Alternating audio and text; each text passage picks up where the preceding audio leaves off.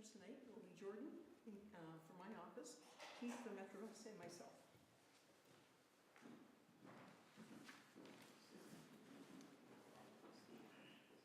Just to go to the Q&A portion of this, we'd like to, as I said, we'd like to wait, if you could wait until we get the mic around so that it will be recorded. We'll be also answering questions that are being submitted through Facebook Live. However, if time doesn't allow for all the response during this session, a response will be provided as well on Facebook. This session tonight is really intended to answer questions on the program details and the student vote.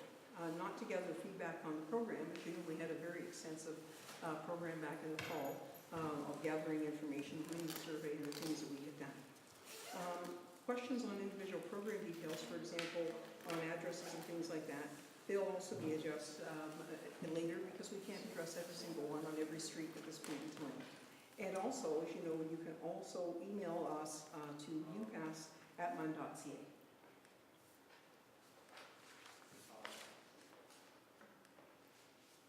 So I'm going to go through the opening of the presentation to give you an idea of where we are and where we're going at this point in time. So the session overview, what you're going to see tonight, what you're going to see tonight, what you're going, I'm sorry. It's not on. Oh, it's, shows on here. Right, sorry, I think it must have pushed it over, I apologize. So the session overview, the presentation, we're going to look at the background, the consultations and the summary reports that we've dealt with, our proposed program. We'll also talk about the student vote and the question itself. We're going to go through that question with you this evening. And there will also be followed by a discussion in the Q&A, as I've discussed a moment ago. We want this to be a really respectful conversation. Everyone should feel comfortable to express their ideas. We're very interested in your comments. We're really interested in your questions. We will facilitate to ensure time allows for equal participation as well. It's a potential program with no decisions, obviously, that are going to be made. This is regarding implementation and how things are going to happen. This session is planned to run from 6 till 7. If we can, we will run it till 7:15 if we have a lot of questions. And as I said, we will go back and look at different questions as well after this session. So basically, what is the UPass? I just want to go into the basic portion of that. It's an unlimited bus pass. It's at a discounted price. It's common at most other post-secondary institutions across the country, and it's typically for full-time students. Sustainable transit option, it also expands the search for the students for housing, for work, for going out, for going shopping, for going to different jobs. It really is something that will help you move from place to place better than you can at this point in time. So what is the process? A variety of committees have been exploring UPass since 2015 and 16. Jordan and myself started this about 3.5 years ago in September, and we have spent an awful lot of time and have been virtually full-time since the summer on this to make sure where we could move this forward. Engagement has been with the university community. It's been ongoing with students. We have been working with the Board of Regents, who have been working with us through this process, and also with Metro Bus, who have been working very heavily with us on routes and things like that. Options to date have been based on where students live during the semester. So you'll see on there that there's a heat map. This heat map tells us where people live. It tells us so we can understand where are the routes needed. What areas should we be expanding into? What should we be doing? So the one thing that I really want to be clear on is that we have actually updated this heat map. We have not just kept it stagnant for 3.5 years, and we have seen a lot of change. And we had redone it again earlier last year to really understand where people were living. There's no point in putting buses in places if they're not the right ones. So we decided back in June of last year to engage the broader community. So we went and met with all the student groups again, and as you know, the student groups change every year, so we had dealt with different groups previously. So we wanted to ensure that we would capture all of our time and work with groups and really push forward so we would have the same group right through the whole session. So we have been doing that, and we have been making revisions. We've worked with Metrobus. We've gone through different ideas. We had our sessions in the fall, and we started this real push, as I said, back in 2017.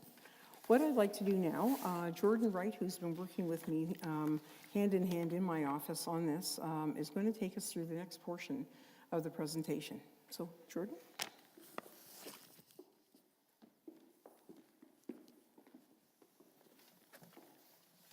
Thank you, Anne. My broadcasting, I think I turned myself on. First day with the new mic. It says I'm on. So as Anne, and there's that DJ Woodfine we talked about earlier. So we had talked about we needed to bring this to some conclusion and really take a decision. So during this past fall and really over the summer, we wanted to ensure we had a broad student engagement.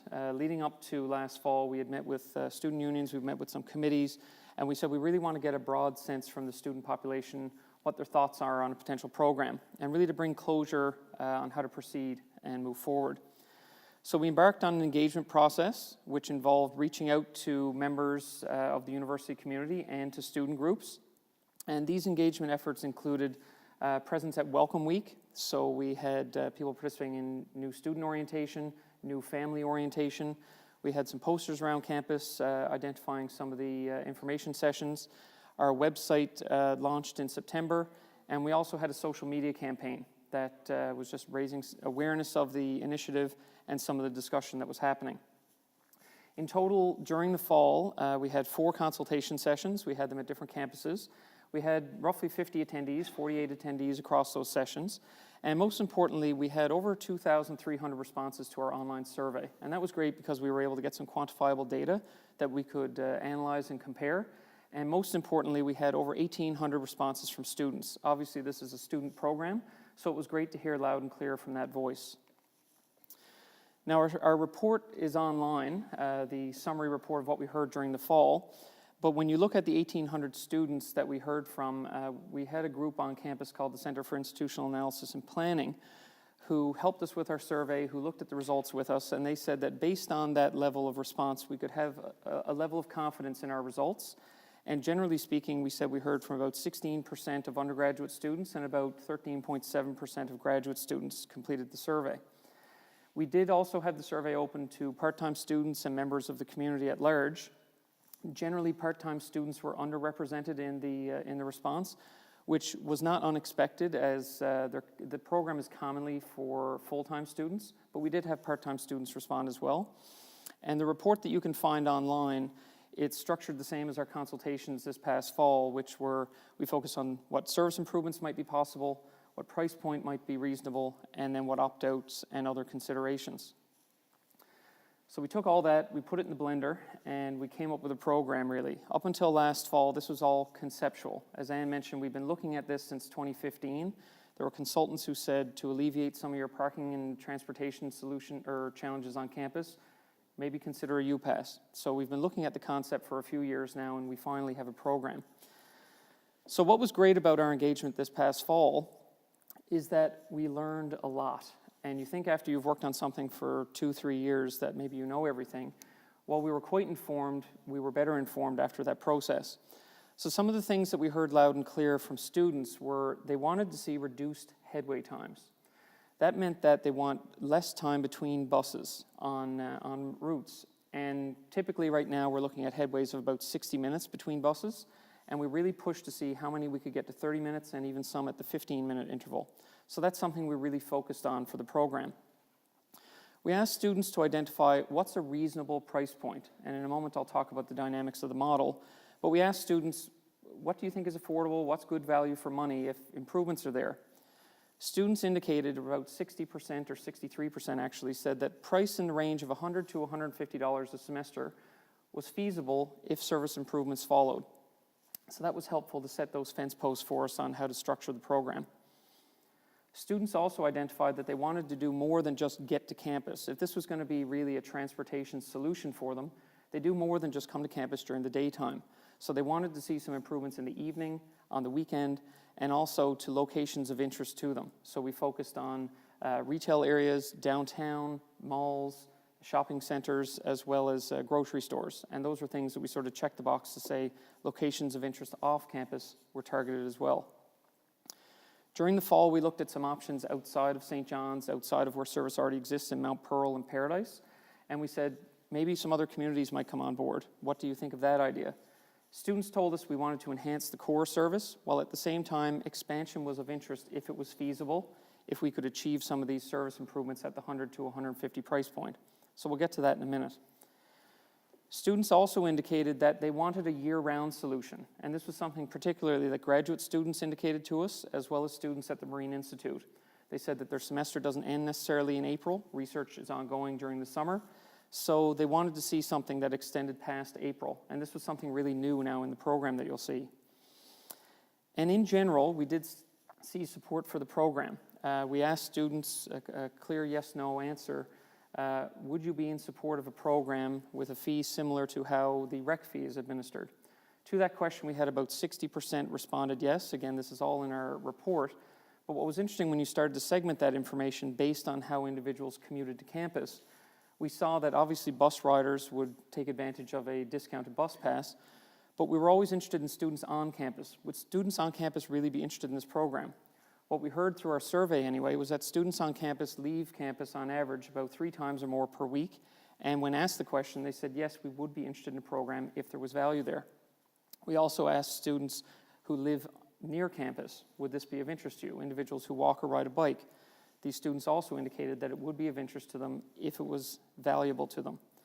So this was interesting to see based on the different modes of transportation. And it's something certainly that, from a price standpoint, obviously a discounted bus pass could help some individuals and might encourage some to start using public transit. So that's a little bit about what we heard during the fall consultation. Again, over 1,800 students expressed themselves during that process.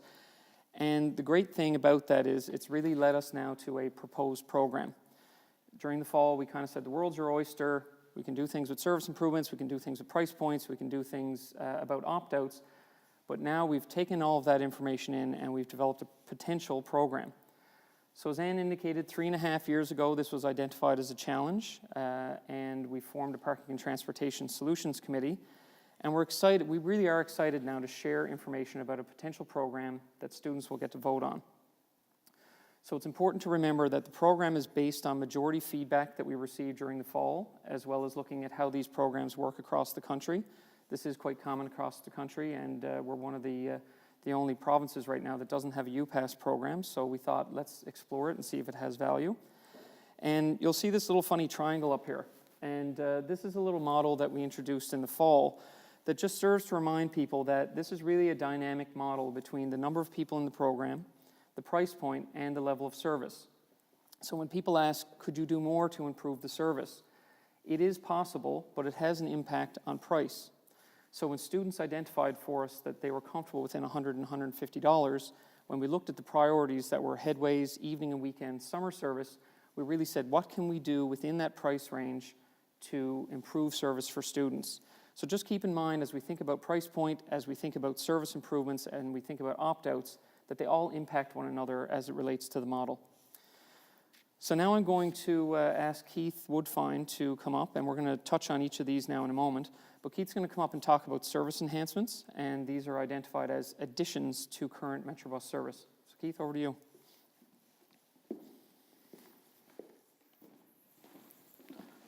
Thank you, Jordan. Hi, everyone. Throughout this process, our job has been to help shape what the UPass program could look like. Your feedback from the information sessions, the consultations, and the recent survey has helped us focus and prioritize where service improvements and additions should be added. Let's take a look at what the possible program could look like.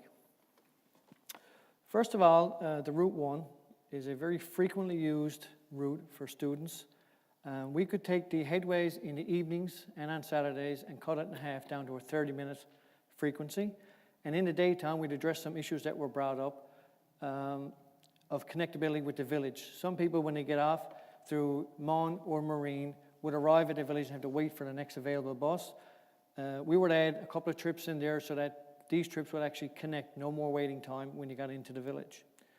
The Route 10, which is the most used service for students, we would add some peak time so that in the morning going to school from both directions, you'd have an extra trip added in to get 15-minute service. But not only that, you'd have 3 times before the start of class in early morning, 3 buses to have an option from. Some people don't like to have to come in 45 minutes before class or even 30. So this gives much better options and less waiting time. And also on Saturday and Sunday, the frequency will be reduced to 30 minutes. The Route 14, which services Airport Heights, the frequency during peak time would be reduced to 30 minutes.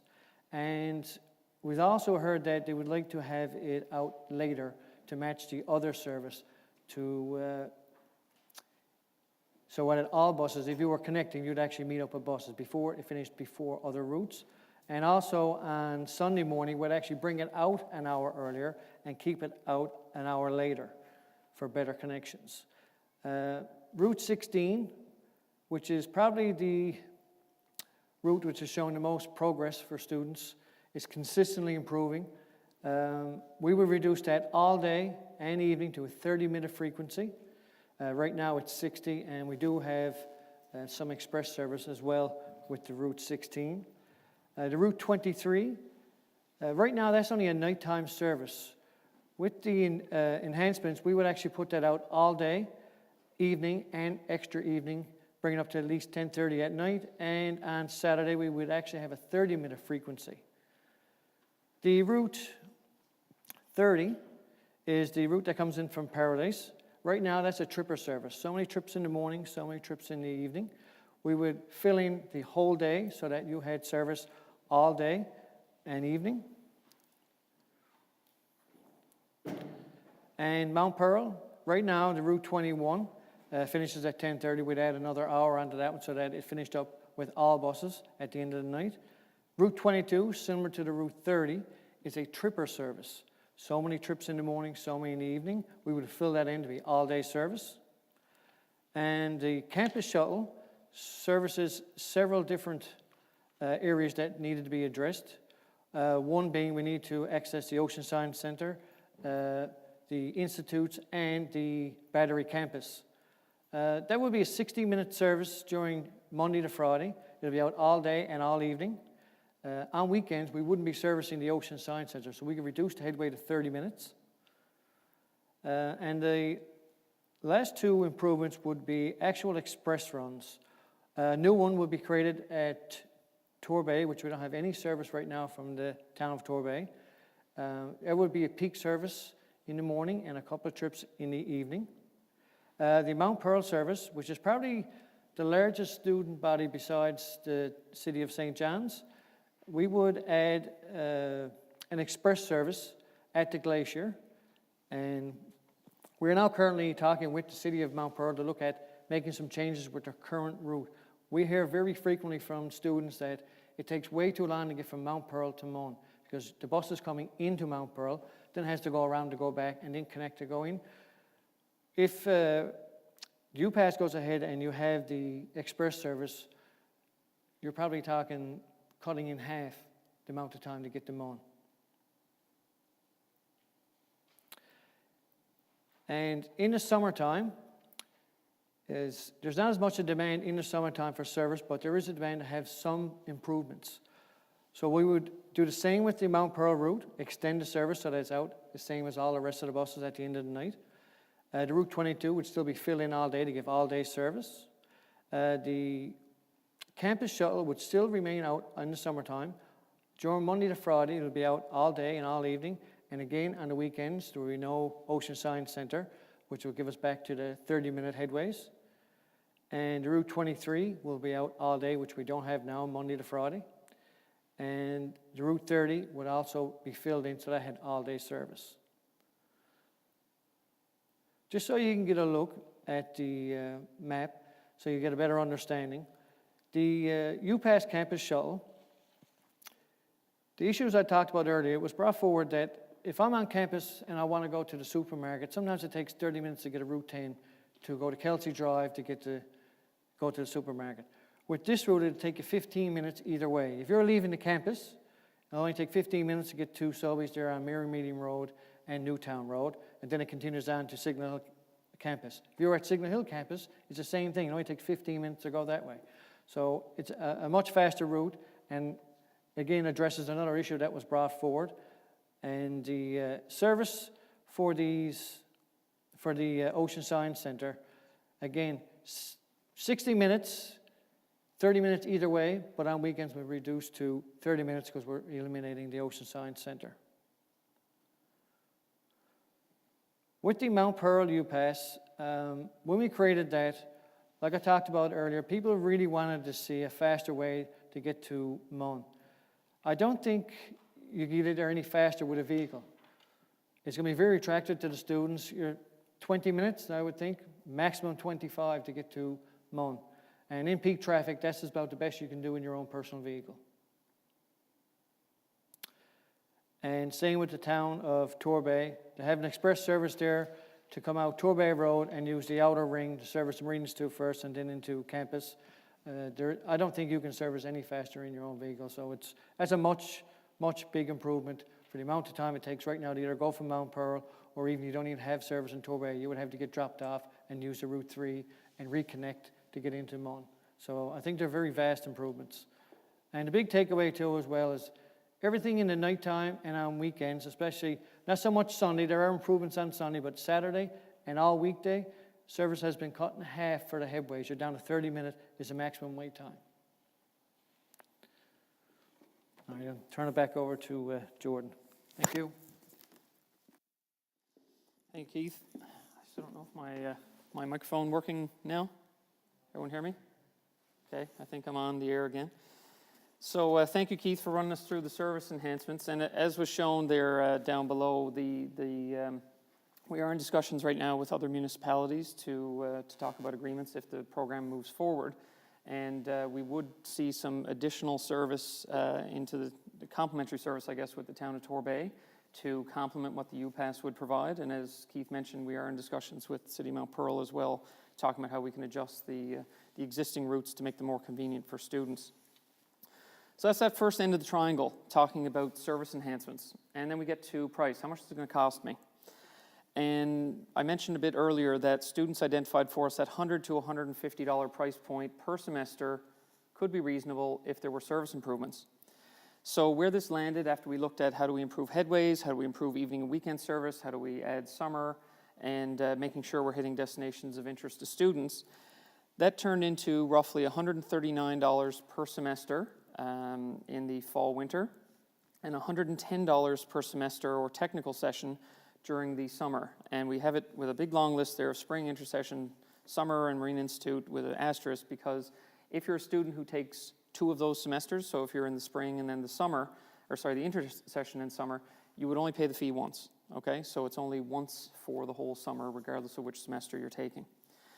So the fee would be assessed on student accounts for all full-time Memorial University undergraduate and graduate students registered in a given semester at the St. John's campus, the Center for Nursing Studies, and the Marine Institute. Students who meet the opt-out criteria will be eligible to opt out of the program, and we'll transition to that now in a moment. That's the third end of the triangle. And it's important to note that all revenue collected from the UPass fee goes directly towards supporting the program and its service improvements. We were asked that question during the fall of what happens to the money. The money goes right back into the program.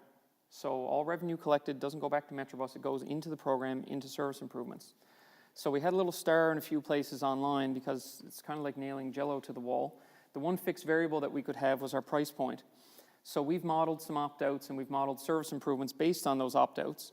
So if we have less opt-outs than we've modeled, we could actually get more service improvements for the same price. However, if there's a few more opt-outs than what we've modeled, and we think we've been pretty conservative, we might have to decrease some of those headways a little bit, but generally speaking, we're confident in that program.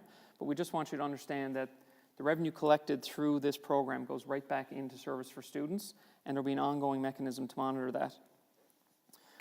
So when you look at the opt-outs, just to reinforce that right now it's all full-time Memorial University undergraduate and graduate students registered in a given semester. St. John's campus, Marine Institute, Center for Nursing Studies are included in the program. So some examples of groups who are not eligible for the UPass at present are part-time students, exclusively online students, postgraduate doctoral students, students at other institutions. We had interest from College North Atlantic, and faculty and staff. So those individuals are not eligible for the program at the moment. It's not saying that in the next phase of this program it wouldn't expand to include these. Going back to what Anne mentioned earlier, this was identified based on students not being able to access parking and commuting challenges on campus. So this was designed to see, could this be an option for students? And some examples of those who do not qualify for opt-outs, and really our objective here is just to be clear so that people understand, is that those who choose to drive, bike, or walk to campus, and those who live on or near campus. Again, we go back to the survey results that we heard. Through those results, basically we looked at the categories that received greater than 50% support through the survey. We looked at what works at other post-secondary institutions. And again, when we looked at some of these here, we found that students who met those, whether they biked or walked or living on campus, were in favor of the program. So this is consistent with a number of them across the country. And again, this is part of the model that students get to vote on. So all of this information is up on our website. Again, this is information to share here to make sure everyone has an understanding of the program. But right now, each of the opt-outs, as they're identified, are students who reside outside of the service area. And keep in mind, that's the enhanced new UPass service area. And that's defined as 1 kilometer from a bus stop. And you might say, well, how'd you land on that one? Through the survey, again, we asked students, what did you think was reasonable in terms of a walking distance to a bus stop? We said around the 10-minute mark is what students identified for us.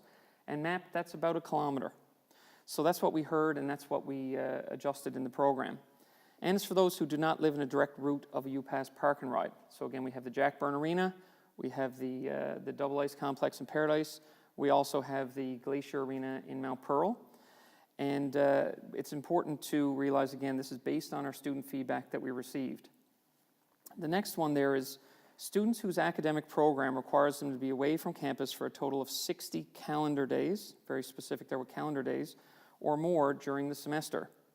Some examples of this include, but are not limited to, those who are studying abroad. They have a co-op work term, Marine Institute work term. When we did our consultation at Marine Institute, they said, what if I'm on a boat for the semester? And yes, you're eligible for an opt-out.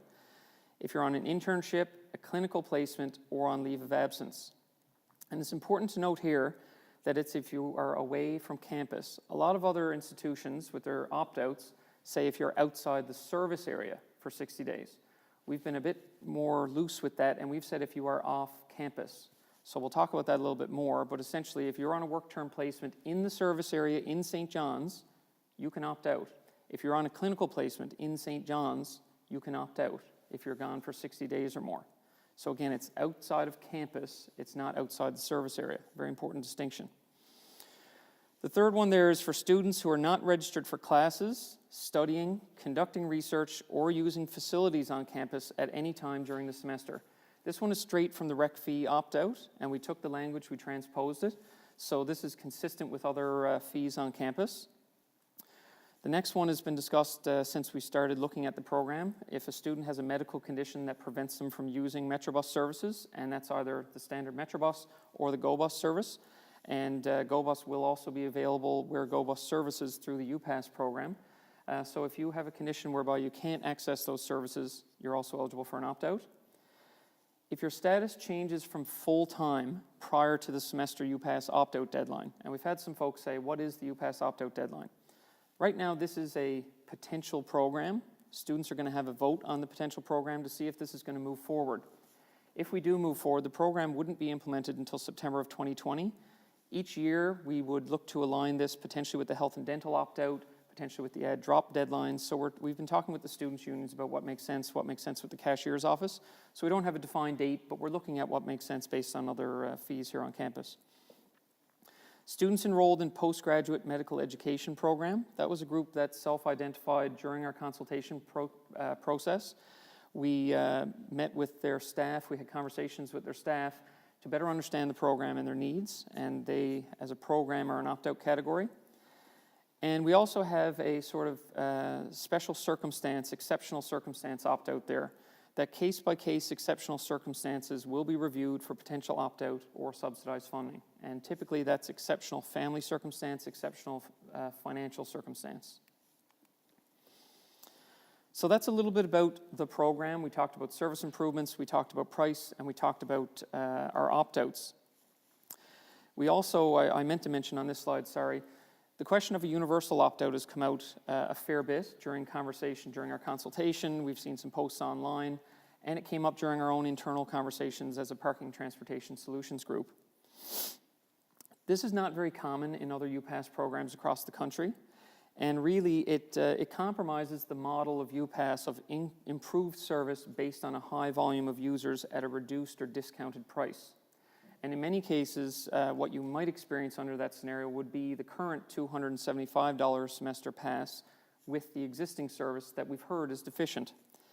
And just for those who are interested, in our report, we did identify that we heard from around 292 individuals who were discussing a universal opt-out, which is about 12.5% of our results.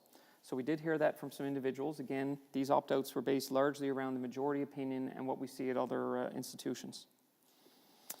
So looking now, we've talked about the program. Now sort of where are we going from here? What does the future look like? There's going to be a student vote, and we want to share the question. All of this is online right now, but we just want to walk through the steps together a little bit. So in terms of who can vote on the program, we've had some conversations with some of the student unions about this. Essentially, the rule of thumb is those who are eligible for the program will be eligible to vote. And that means it's all full-time Memorial, I know I'm recording here, but it's all full-time Memorial University undergraduate and graduate students registered at St. John's campus, Center for Nursing Studies, and Marine Institute, and we have it underlined there, at the time of voting are eligible to vote. And in a second you'll see why. And when can I vote? Eligible students can vote between 7 a.m. on February 26th until 7 p.m. on February 28th, and that's Newfoundland time. So that's the voting window. And when we say at the time of voting, why is that? Well, the vote is actually happening through the My.Mun portal. So pretty much everybody's familiar with that portal. It's where you access your grades. And right now, we actually have a UPass widget there just to get people familiar with where they can log in to vote. So if you log into the My.Mun portal, under the Students tab, you'll see a box labeled UPass. There's a bit more content there than that. That was an early stage. But there's a green widget there right now that sort of says this is where the vote will be happening between February 26th and 28th.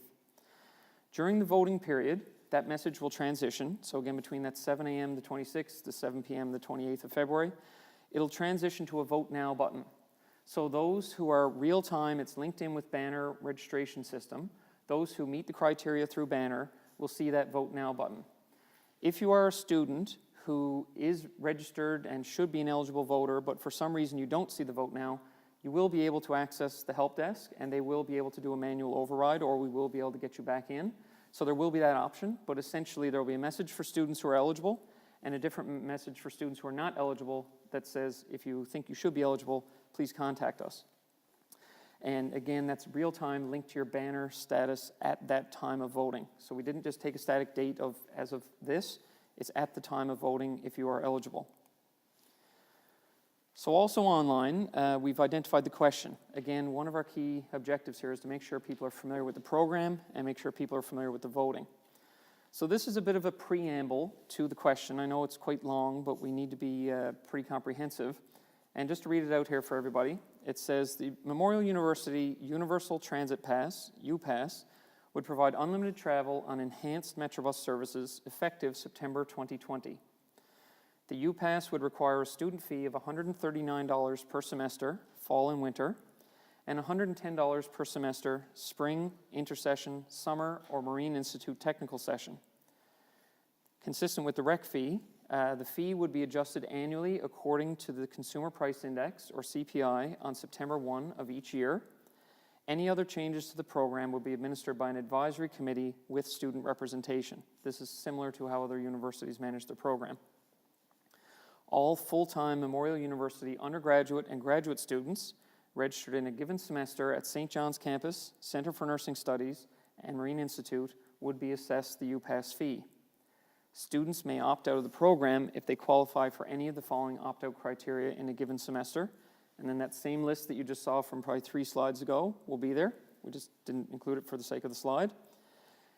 After all that preamble, you finally get to the question. And again, this is intended to be that students are informed when they're making that choice. You've obviously made the decision to come out here this evening to receive some information. We're recording the session so people can log on and view it later. But if someone's approaching this for the first time, they haven't checked the website, we want to make sure that they have some information in that question. So that's why it's sort of a preamble. So the question is, do you agree to the creation of a Memorial University Universal Transit Pass, UPass, which will require a student fee of $139 per semester, fall and winter, and $110 per semester, spring, intersession, summer, or Marine Institute technical session, applicable to full-time students, full-time Memorial University undergraduate and graduate students registered at St. John's Campus, Center for Nursing Studies, and Marine Institute. There will be a simple yes and no, and we have it there with stars. Remember to submit your response. The system will be using Qualtrics, so for anyone who completed the survey in the fall, it's the same system, but there will be some sort of a submit or vote or sort of enter your information. So after you push yes, make sure you actually submit the response, because we don't want it to be an incomplete because you didn't follow through on that last step. So that's a look at the question and how it will appear within the portal. And that's pretty much it for the presentation. And just before we transition there to our question and answer, as Anne mentioned, we will ask audience members to use a microphone for the benefit of our online listeners and so we can record. And we have received a number of questions either through Facebook, through upass@mun.ca, or things that are coming through as we're live streaming. So every now and again, I'll jump over to Nea to share a previously submitted or a live online question. And again, I just want to reinforce for everybody, the 2 objectives moving forward for the administration are to make sure students are aware of the program parameters and understand the program, and they understand how and when to vote. The program has been constructed based on feedback that we've received through our consultation, based on things we've seen that works at other institutions. So accordingly, we're hoping that we can frame our conversation here around program details and the vote, and not so much gathering feedback on a consultation basis, because we've done that now, and this is the defined program. And really, this is now, it's been defined. We were challenged with what could a program look like for Memorial University, and so it's really now going to be turned over to the students to vote and express themselves.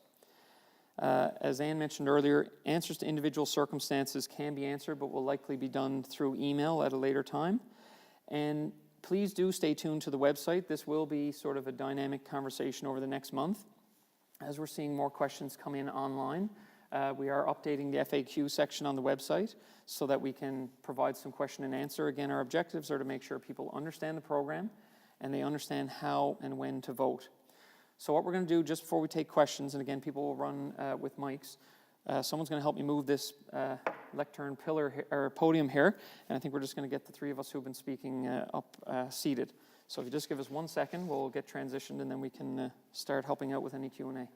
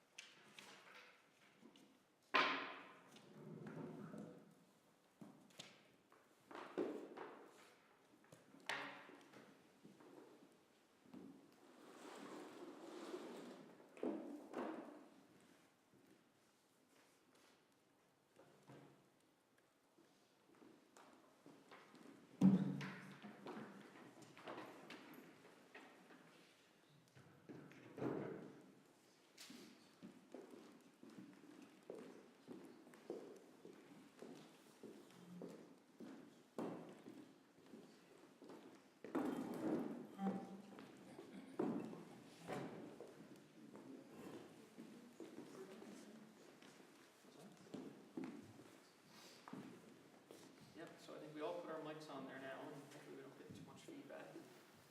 Burning lights here. So I'm not sure who has the microphone. We have someone running. We have a question here. We have a question here. So someone has the mic? Back here? Yes, hi. Hello, I'm Matt.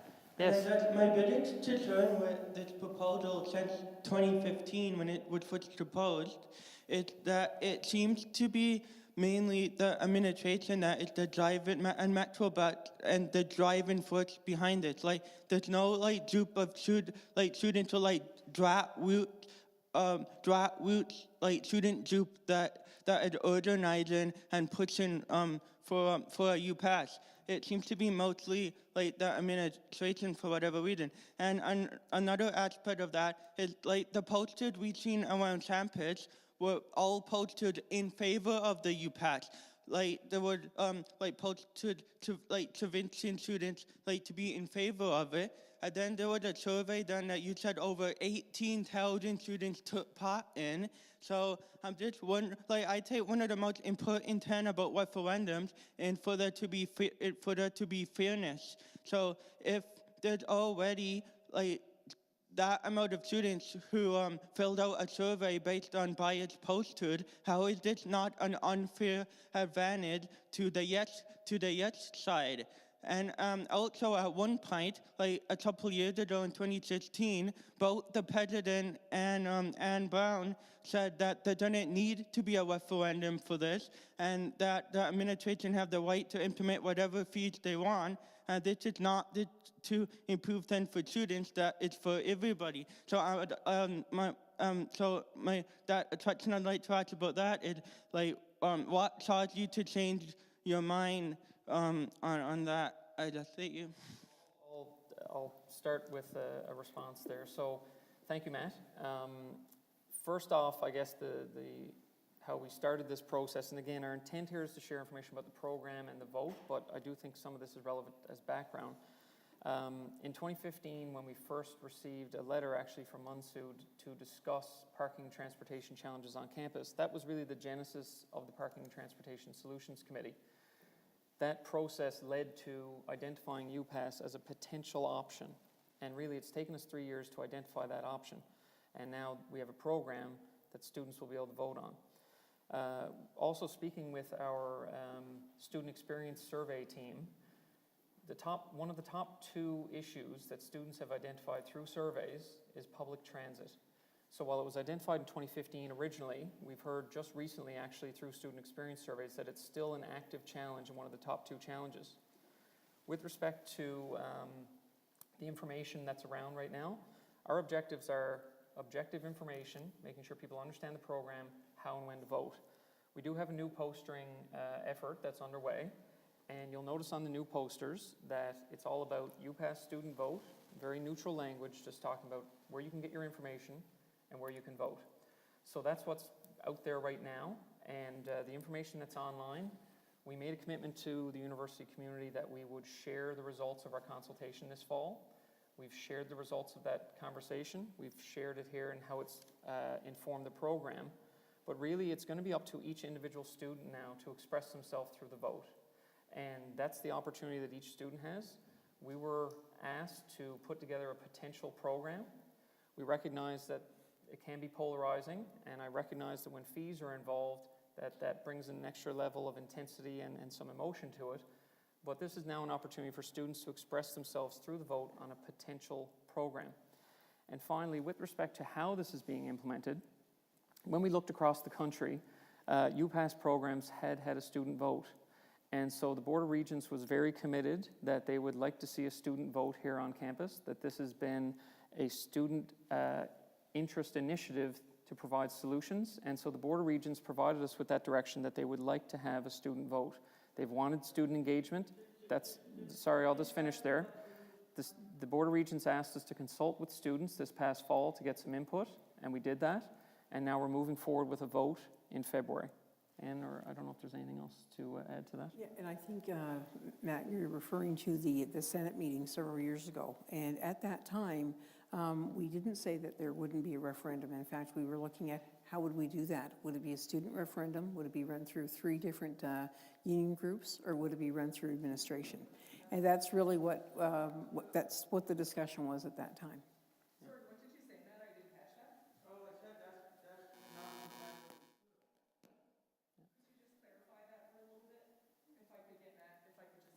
Oh, absolutely. No, I would like that as well. Thank you. I'm just going to be conscious to say that at the beginning we did say we just want to make sure everyone had equal participation opportunity. I know we've got a few other people who are raising their hand, so You can comment there, Matt, but just want to give everyone an opportunity.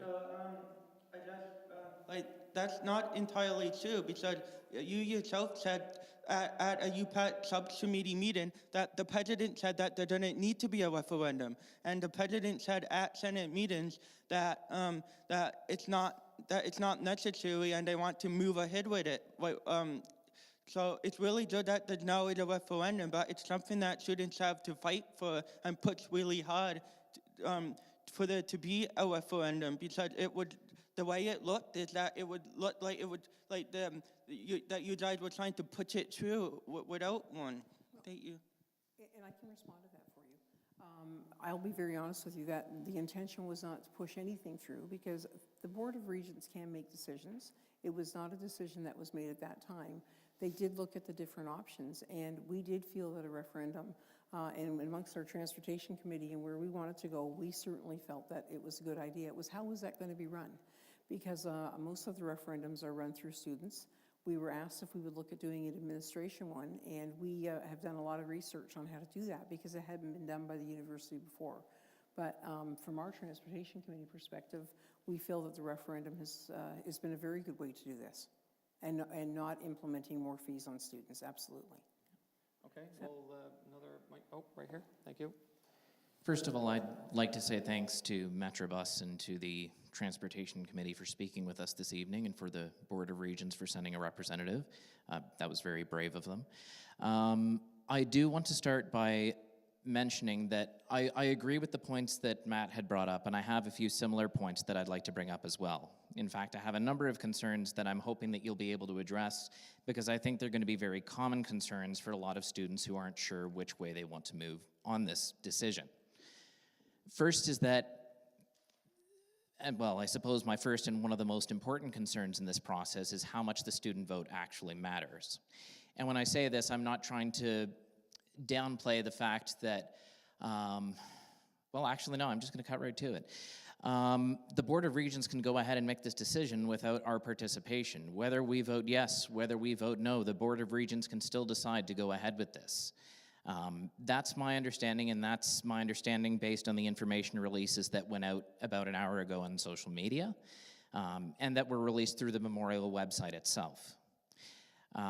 So that's one concern that I would like to have you address if possible, because if you do get, for example, let's say 60% or 70% of students voting no, how do we have any guarantee, or how do we have any peace of mind that the Board of Regents isn't just going to force this through anyways?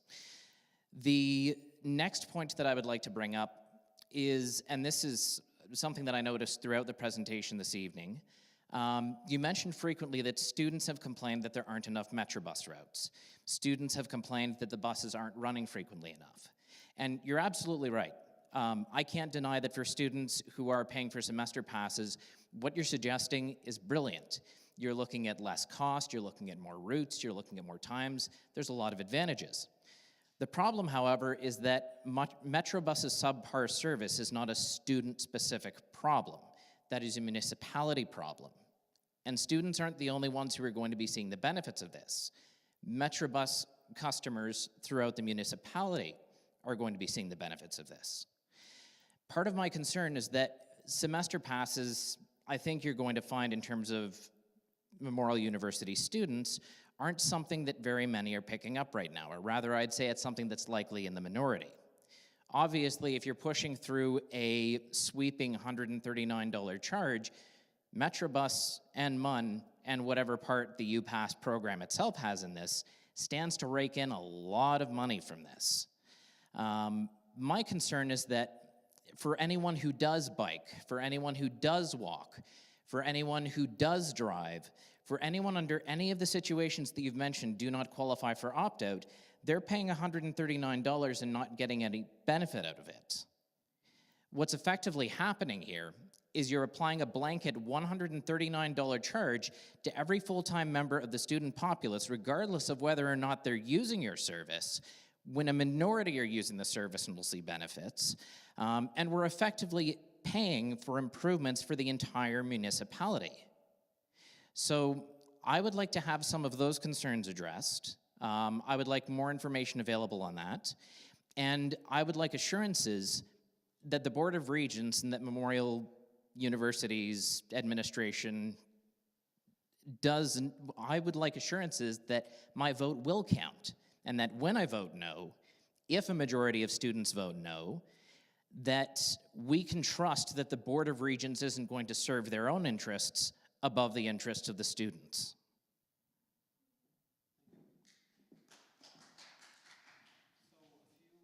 A few comments back, and thank you.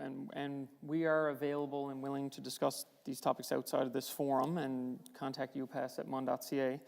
With respect to the process, you are right. This will follow standard process, which our governance model says that all fees, all university fees, are subject to Board of Regents' decision. So the full results of this vote, so the number of people who are voting, yes, no, incomplete, all of that information is going to be provided directly to the Board of Regents. The Board of Regents identified that they wanted this decision to be informed by student opinion, by student information. So what we are going to do is form our recommendation based on the results of this vote. I can't speak on behalf of the Board of Regents, but obviously they made a commitment to student input to this process. That's why we had this consultation. That's why we've been working with student groups since 2015 on this, and that's why we asked students, how can we improve the service? So again, the recommendation going forward to the Board of Regents from administration will be informed by the student vote, and the Board of Regents ultimately make that decision, but they have made a commitment to listen to student feedback and to be informed by the student vote. On your other comments there, you are right that other members of the municipality, other members of the general public, faculty and staff, a lot of people stand to gain from this initiative, but the owner of this initiative are students. So if students would like to see changes to this program moving forward because it's not meeting their needs, those changes will be made. So they will be the primary stakeholder of their investment. You mentioned a lot of revenue is going to be collected from this program. You're absolutely right. That revenue is going 100% back into UPass program and service improvements. Route improvements, new vehicles on the road, that's all for students. While members of the community will be able to benefit from that, it's also the hope that this encourages others to start using public transit. This is a great step forward to seed public transit in our community, in our region, in potentially school-age children as they grow into adulthood. So this is an opportunity for students to have some leadership in that initiative, and what we'd like to see and what the idea is, if more people in the community start using public transit, that's more investment into public transit, that's more improvements that can be made that then students would also benefit from that they're not paying for directly. So this really is symbiotic in the sense that members of the university community are investing in the program for improvements that they want to see directly, and then we want to see members of the community investing in the program that will benefit students as well as members of the general population. And in terms of the benefits to a small group, again, some of the groups we were very interested to hear from, to be quite honest, during our survey, were those who live in residence. We've seen some UPasses across the country who have a different position on students living in residence. We made a concerted effort to meet with resident assistants, with folks in residence, to see what was their opinion. When we looked at the survey results, in general, again, this is all about majority and general results, students who lived in residence expressed that they were interested in the program and that they leave campus at least 3 times a week. Over 60% of them were leaving campus over 3 times a week and could see value in this if the routes were adjusted. Similarly, folks who live nearby, who walk, who cycle to campus, we asked them specifically, again through the survey, what are your thoughts? Again, that group responded that yes, they were interested. And when we looked at people who drive their own vehicle, over 75% told us that they spend over $20 a week on parking on campus. So when you compare that, there could be cost and price benefits to those, even if they're not using it every day, if they save on gas, if they don't have to miss an exam, miss a class. I know our communications people get emails all the time talking about why they can't park and they're late for class because of parking. So there's an opportunity here to benefit a broad range of people, students first. But again, right now, we've been asked with developing and defining a program. That's what we're happy to say. It's been defined now. And really, we have a student vote that's coming up that's going to inform that decision. So really, that's been the process to date, and hopefully that helps to address some of those questions. And again, we're happy to chat offline. That does definitely help address some of the questions. But if I may respond and offer a follow-up question to that. Again, I'm only conscious of the time that we're at our 7 o'clock. We said we can go in our 15. Yep. Like, I'm bouncing off your question since I have the mic, and before I give my colleague the mic, I just want to clarify some language that you're using. You're using student vote in the presentation. You also use referendum, which are two completely separate concepts. So I just want you to clarify to the room and or change the language that you're using. A student vote is just seeing what students want. A referendum is a binding document that like informs a decision. So if you're having a referendum, that means whatever students vote is what's happening. If you have a vote, that's what you're saying, it just informs the Board of Regents, and the actual decision remains on the Board of Regents jurisdiction. So if you're using referendum, then that better be a vote that like makes that students have the final say. Other than that, don't use referendum, because that will be improper. Okay. And my second comment to that will be that if you're saying investment in the community and that students take leadership on this, I would also say that if this benefits the entire community, students who are saddled with debt, medicine students were seeing a 73% increase over 4 years in tuition fees, are being forced to pay into this plan without any further consultation. So since you have made the last proposals, there's been one consultation in my understanding. There's one information session, which is today, and I think that this hasn't been a flush out idea that needs more consultation. I don't think it's a bad idea. I just don't think it's flushed out. So I really think that you should like listen to people in this room who like three people, which is like 100% of the people who have talked today, have a lot of questions and concerns, and you should go back to like more consultations with students. Thank you, Sophia. Can I answer that? Yeah, please go ahead. Okay. So firstly, this is an information session. We have had a lot of consultation sessions. We really do. Your opinions are very important. And let me go back to your term referendum, and maybe our definitions are different, and that could be part of the problem. When I say referendum, and I know I have some of the GSU people here as well in the Mansu, when we were originally approached about this, the word referendum had been used because it was one that the students, it's a common term, and we have just taken that term. If I've misused it, I apologize, but let me just explain to you what we're doing. Well, I don't look at it as a critical mistake, and I would like to have a chance to answer, if I could, please. And remember, this is a conversation. This is not a confrontation this evening, and that is not what we're going to be doing. We really want to get through what the issues are and work together on them. That is what this is all about. So for us, if I misuse the word referendum or I have a definition of that from an administration perspective, the reality is that we did not, as the administration or as the Board of Regents, they did not go out and say, we are imposing a fee. They really want to look at what we're doing. Student fees are very high. We understand that. We understand that it's very difficult. And we do. We've all been in the same point at one point in time. So that's very, very important. But I think what we need to understand is we're here tonight to explain how the process is working and how the vote is going to work. If it's something that you want, then you say yes to this vote. If it's something that doesn't work for you, or it's the wrong thing, you say no. For us, I'm sorry, I'm going to have to interject there for a second. We are saying that we are not ready for this to come to a vote. You have students in the room who are listening right now and who are putting questions to you, and what we are telling you over and over again is that we do not think that the consultations that you have undertaken reflect adequate engagement with students. I'm looking around the room right now, and I would say there is probably about a maximum of 40 people in this room. You have a responsibility, having undertaken this, to engage more people. There have to be more people here. That's the bottom line. If we're going to do things fairly, if we are going to say that we have taken into account what students think and feel about this, I want to see them here, and I want to hear them. And I want to know that they know about this and that they understand what it is that they are agreeing to if they agree to it. the most important comment that I can make here this evening is that the conversation that is happening in this room right now is not in any way reflective of the conversations that I have had with my fellow students in the past several weeks leading up to this. What I am hearing consistently from students is, we don't want this. And I'm not saying that that has to be the final line and that's where this is going to go, but people are confused by this. They don't know what it is that they are agreeing or not agreeing to.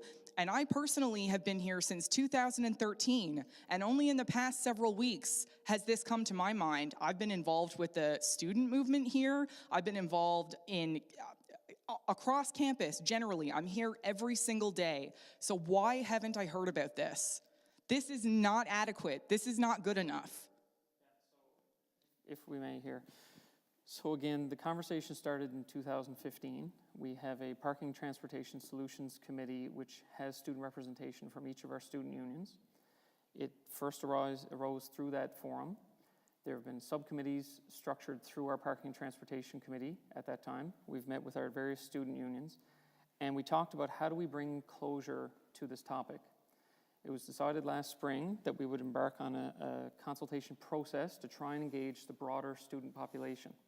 I'm sure everyone in the room recognizes the challenges with engagement and communication and reaching a broad audience.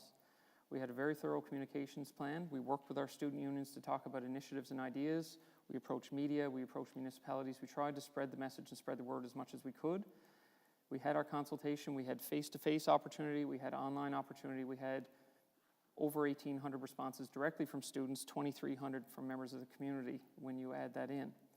So we've done a broad-based consultation effort, and during that process we said this will come to a decision and a vote in 2019.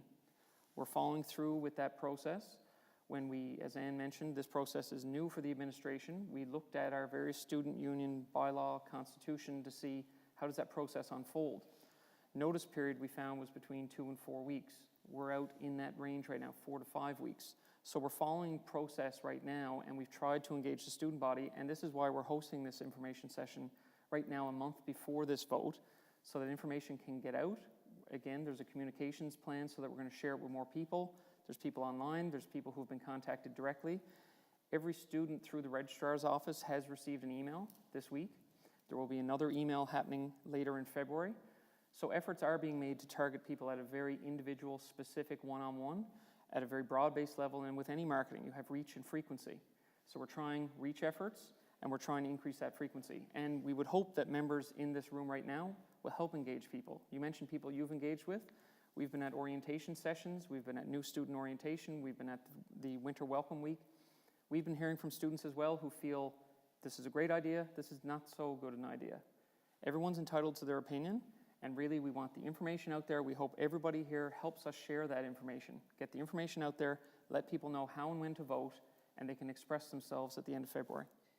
If I may, because I did still have a follow-up question that I was hoping to contribute. I'm just going to say we're a little bit after 7, and I know I've got a couple more hands from people who haven't spoken, and we did make a commitment that we'd run until 7:15. We're happy to engage outside of this platform. I understand. This will be fairly quick, though. Okay. And I do kind of want to jump back to the point that you'd made earlier about the fact that you're talking about an additional $139 for a student population that's already experiencing significant financial strain. And to put this in context, because I'm not sure that everyone is at this stage, this is following the introduction of campus restoral fees of $50 per course in the last couple of years, which we're already paying on top of what we were before.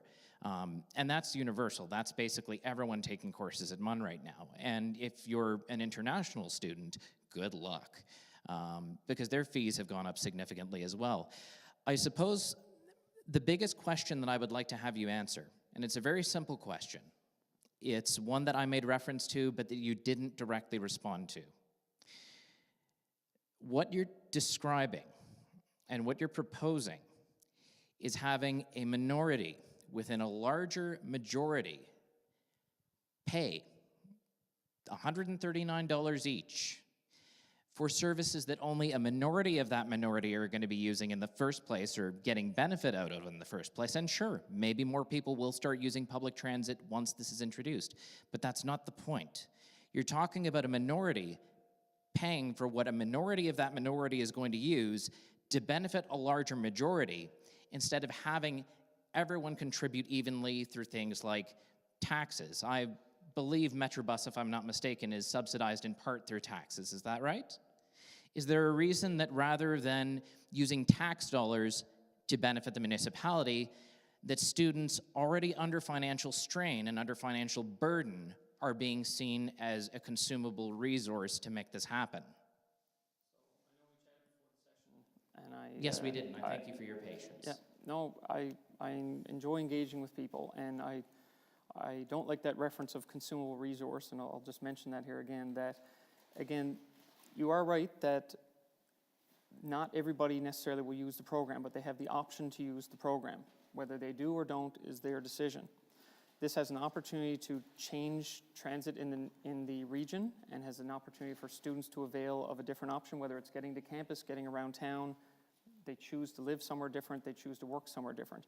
This is a culture change, and that's challenging, and it takes time. We recognize that. But again, the fee right now, you articulated correctly, was $139 per semester fall, winter, $110 in the summer. And it's up to students now to express themselves. We've been asked with putting together a program, and that's what we have on the website. That's what we've talked about here this evening. And you are right, students need to understand if they're going to benefit from this, if they can see themselves using this in the future after it's implemented, if a decision is made for September 2020, and they should vote and express themselves accordingly. I think we have one in the room, and then I know we haven't gotten to anybody online, and we're almost at time, but we'll take the room question here. Was there a mic? Okay, you have a comment, and then we'll jump to one online, then we might have to wrap it up. Just to represent briefly a commenter in the, there's a question about what happens during breaks between semesters, and I have another larger question, but for now, if you've got a pass, what happens when it's Christmas or March break, whatever? What happens in between semesters? In between semesters? Yeah, so right now, the pass would run until the end of December, and the pass would then start in January. Judy and Keith, I'm accurate in saying that. So again, the pass would run through, it's not tied to the semester date, it's until the end of December. And then it would start up again in January, and then we have another one that starts up in May month. So there should not, now there are dates when Metrobus does not operate, and that's based on the calendar, but essentially it would pretty much be year-round. Yeah. But just to put some context on this, this is all taking place within in parallel to Metrobus's new strategic plan, about which has been held up because they're waiting to find out what goes on with UPass. But have you been told, and can you assure us that all of the UPass stuff is completely additional to whatever reforms might take place as part of that 3-year program? You talked about this all being added to the baseline of what's here now, but by 2020, I hope we'll also see some improvements organically from Metrobus. So if they improve things, then wouldn't we get even more service than what you're talking about here? Or would you go, oh, well, they've done it, so we don't need to do it? No. I don't like to speak on behalf of Metrobus. I don't know if Judy or Keith want to comment. Judy, you want to speak to that? If we can come. Can we get a mic for Judy here in the front? Maybe if we can take that one and pass it down. Thank you. I know we're off camera, but I think it's best to get it from you. Yeah, the review was postponed. I guess one of the parts of the review is to review the route system and to make changes. And we're close to a vote to determine if this program proceeds, which would change the landscape for us. So additional investment, yes, would go on top of that. I mean, it's guaranteed that all the money that comes from the UPass program goes into additional service to the university. And any additional investment from the city would go on top of that. So I think that's important to note, that this is not to replace anything. This is about working with the students to define what additional service makes sense for them.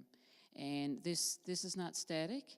Once the program goes in place, there will be a mechanism in place involving students to give us constant feedback as to what adjustments they want to see. And essentially, and I guess just to simplify this, but basically we price, say 7,000 hours of service for the students. And you can take that 7,000 hours and we can work with the students to determine where they want to spend that. You know, so that is defined and it's totally separate from municipal funding. So I don't know if that helps. Yeah, I just wanted some clarification on that specific point, actually, because for all of the other services, we need the microphone.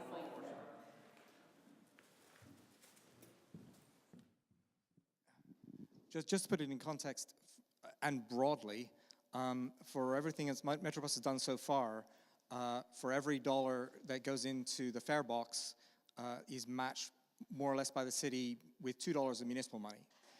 Am I right in thinking, though, in this case, the funds that the students will be additional to what Metrobus does, but it won't be matched in any fashion by the city? So the improvements are the improvements that the students provide, okay. But there will be potentially other improvements that come through the city, and those will be on top of whatever comes through here. Okay, thank you. Jump to an online question, I think, with Naya over there.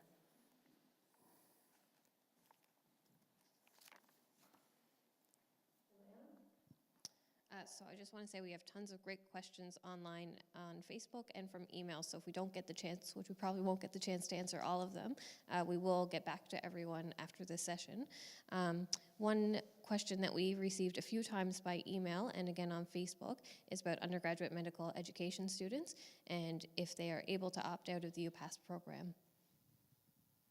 So thank you, Naya, and we did receive that question a few times online. So as was mentioned, actually, out of our consultations the fall, we did follow up with some specific programs that had identified themselves or had particular circumstances. And so we did follow up with medical education students, the postgraduate medicine students.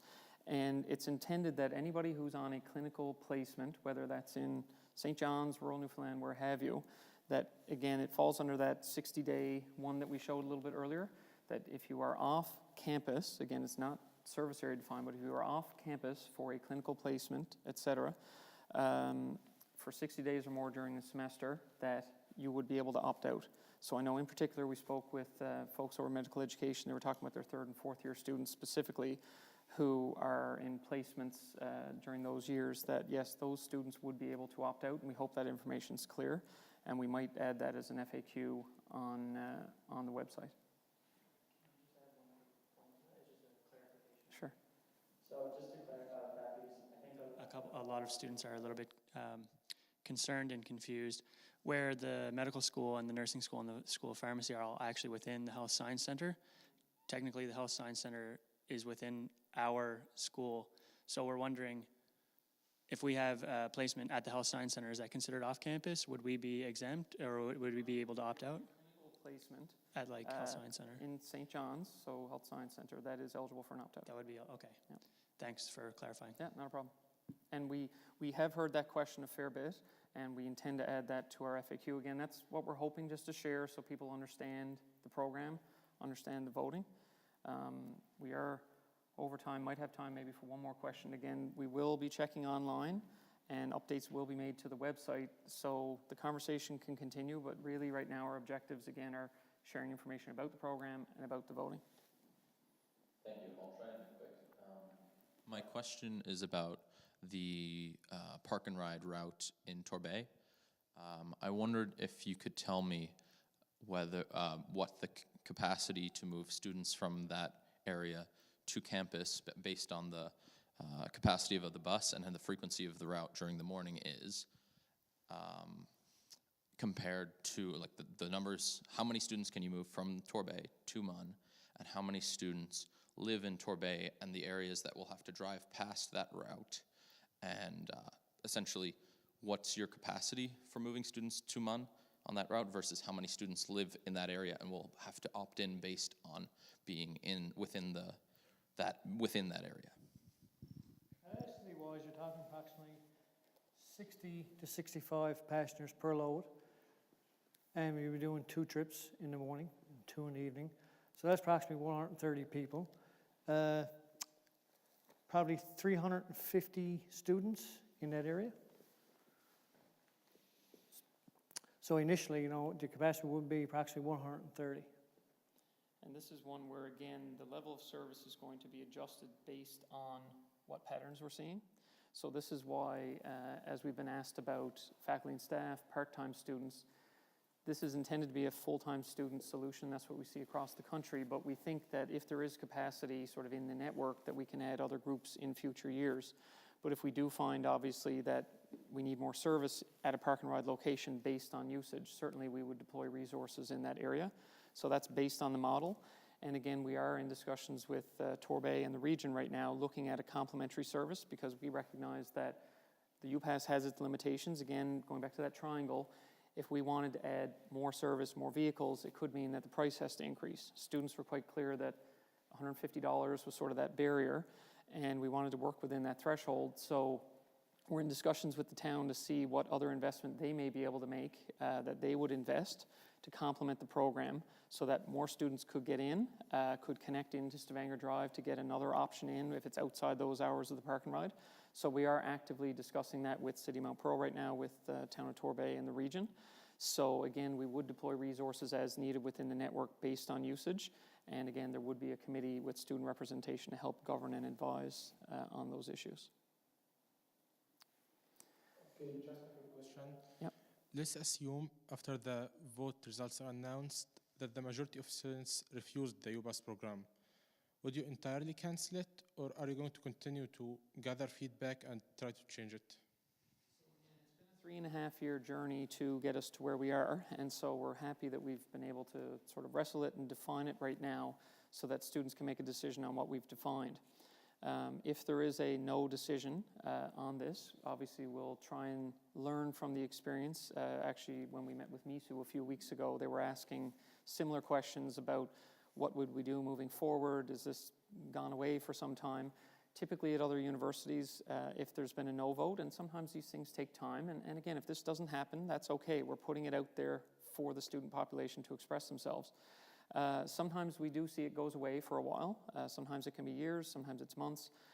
So we would have to take that result back to our Parking and Transportation Committee. We'd have to seek guidance from the Board of Regents, sort of where that falls on their agenda as well, and see, is there a modified model? Is there some other solution that we could look at to work with Metrobus and public transit here in the region? One of the things that we've discussed with Metrobus, obviously we've been working a lot together the last 3.5 years, is we've really established a great feedback loop from students with the Public Transit Authority right now, through our Parking and Transportation Committee, through just meetings that we're having. And we've sort of said to ourselves that independent of the UPass decision, keeping that dialogue open so that student feedback is coming forward to Metrobus, because I think that was really a significant challenge leading into this process, and that's why we were so excited to get that good turnout from students over the fall. So to answer your question, the future's not quite clear. If it's a no, it's not to say it's gone away forever, but we'd have to regroup to see where it lies sort of within the university agenda, what other options might be out there through the Parking and Transportation Committee.